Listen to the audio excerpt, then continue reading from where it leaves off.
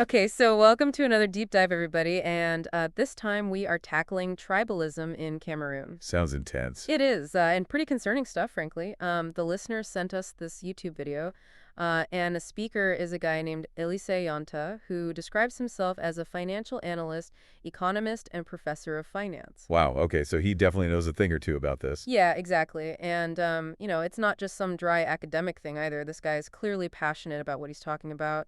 And he's raising some seriously big questions about Cameroon's future. Like, can the country even stay united? Where are things headed? Like, that kind of stuff. Big questions indeed. Yeah, and I know you guys, our listeners, are busy people, so we're not going to waste your time. We'll get to the heart of it all, pull out the most important stuff from this analysis. So basically, what we'll be looking at is the speaker's take on how tribalism is making a comeback, the historical context of it all, which goes way back to French colonialism. Then he makes some pretty disturbing comparisons to the Rwandan genocide. Oh, wow. Yeah, and there are some really heavy accusations of the government being involved in these divisions. And then there's the whole issue of economic inequality between different regions in Cameroon. And finally, what might happen if all of this isn't dealt with. Okay, so a lot to unpack here. Definitely. But let's start with, like, why this guy felt the need to put out this video in the first place, right? Like, what was the trigger? Yeah, well, right off the bat, you get this sense of urgency from the speaker, and he actually mentions that this video wasn't just something he randomly decided to make. He says it was a response to stuff that was already being talked about online. So these worries about tribalism, they're already out there being debated within Cameroonian communities, both in Cameroon itself and those living abroad. Right, and he doesn't beat around the bush at all. He just comes out and says there's a tentative de génocide contre les populations Bamiléké au Cameroon. That's an attempted genocide against the Bamiléké people in Cameroon. Like, whoa, that's a heavy accusation to start with. It is, yeah, and to understand why he's so alarmed, he points to things allegedly happening in WhatsApp groups. He says that elites Buti Bulu, and that means influential people from the Dati and Bulu ethnic groups, are using these groups to talk about how to stir up tribalism and even making like armed threats against other communities. So he's saying it's like a coordinated effort. It seems that way from his perspective. Wow. He also talks about how people are scared to even speak up about this stuff anymore. Like, he even shares a story about how his own family members told him to keep quiet because they're afraid of what might happen. It's like a climate of fear. Yeah, and he ties this fear directly to what happened during French colonial rule. And that's key to his whole argument, really. He's saying this isn't some new problem. It's rooted in how the French ran things back in the day. And get this, he even says they've tried to erase that history like it's been cleaned up from the history books so people don't know the truth about how all this started. Wow, okay. So when he mentions historians like Jacob Taptue and journalists like Thomas Beltham and Emmanuel Demergue, who are these people exactly? Like, what's their work about? Well, these guys, they've done a lot of research on things that most people don't talk about when it comes to French colonialism, especially how certain ethnic groups were treated and the ways the French used to keep control. Oh, I see. Yeah, like they've uncovered instances of violence and manipulation and how they purposely created divisions between people. So he's saying the French basically used a divide and conquer tactic, right? Like, turn different groups against each other. Exactly. He claims they were actively trying to get local populations riled up against the Bamiléké, even going so far as to make up stories about them, like saying the Bamiléké were attacking women or committing murders, just to create distrust and tension. And the speaker says this didn't end with independence. He claims these same tactics are still being used today, and he names names like Gilbert Anze Chingui and Marcel Mangeme. Right, and even talk about General Samangue allegedly setting up groups to carry out violence and then pinning the blame on the Bamiléké. He mentions French archives as evidence for this. It's a lot to take in. And then he connects this all to the Rwandan genocide, saying it's the same pattern of hate speech and violence. He talks about his experience with Rwandan refugees in France to make that point. Yeah, it's like he sees history repeating itself. Exactly. And he brings up what happened in southern Cameroon back in 2018, the attacks on people and businesses. He says that was like the early stages of the Rwandan genocide playing out. And then he gets into the role of the media, specifically mentioning a guy named Elimilobet and TV channels like LTM and Vision 4. Those are pretty popular channels, right? Yeah, and get this, he claims that he used to help fund them. Really? Yeah, so he's saying the channels became platforms for hate speech and that they were actively making things worse. And it's not just words. He mentions that Elimilobet was actually shot by Ambazonians outside the LTM building.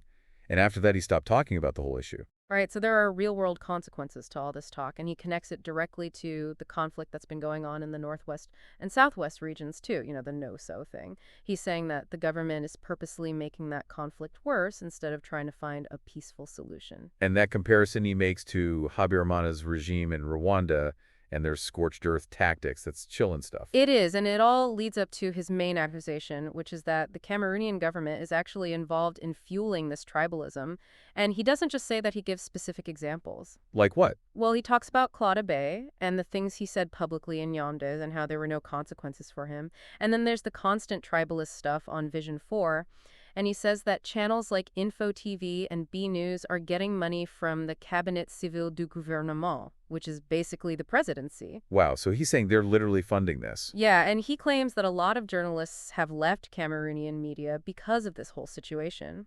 That's really worrying if true. It suggests that they're trying to silence anyone who disagrees with them. Exactly. He keeps coming back to Ilamilobet too, saying he was encouraging violence against the Bamiléké, even telling other groups like the Douala and Sala people to get armed. He even claims he has recordings and videos to prove it. Wow, so we're talking about some serious evidence here. Yeah, and then there are the specific examples he gives of Bamiléké people allegedly being attacked and killed in places like Sema and Mio. He also talks about his own relative being killed in Fumbo back in the 70s. And he says guys like Bonjerom Jr. and this Diamond Brute character are still out there spreading the same hateful rhetoric. Okay, so he's painting a pretty grim picture here. But he's not just focusing on violence and hate speech. He also brings up the whole issue of economic inequality in Cameroon and how he believes the government is deliberately concentrating the population in Douala and Yaoundé. Right. He talks about the HB industrial zone near Douala. He claims they built it up but never actually opened it to stop businesses from moving to Limbe and other nearby towns.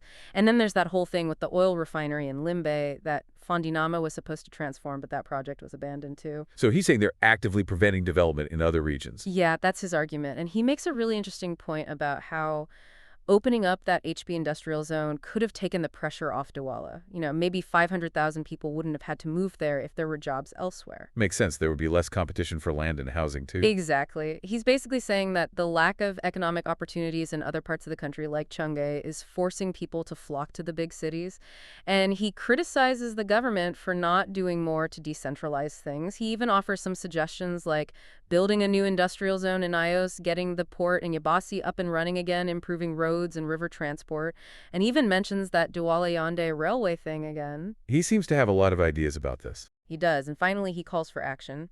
He mentions filing a legal complaint in Europe against one of the guys he says is inciting violence. Oh, wow. So what happens with something like that? Well, he explains that it triggers an investigation, maybe even surveillance. And he contrasts that with how quickly the government reacts if anyone says anything even slightly negative about the president.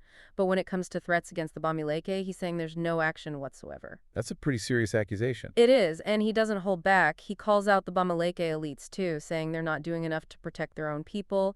He compares it to how other ethnic groups might react in a similar situation. So what does he think will happen if things don't change? Well, he brings up the whole military takeover thing that's been happening in other African countries like Niger, Mali, Burkina Faso, and Guinea.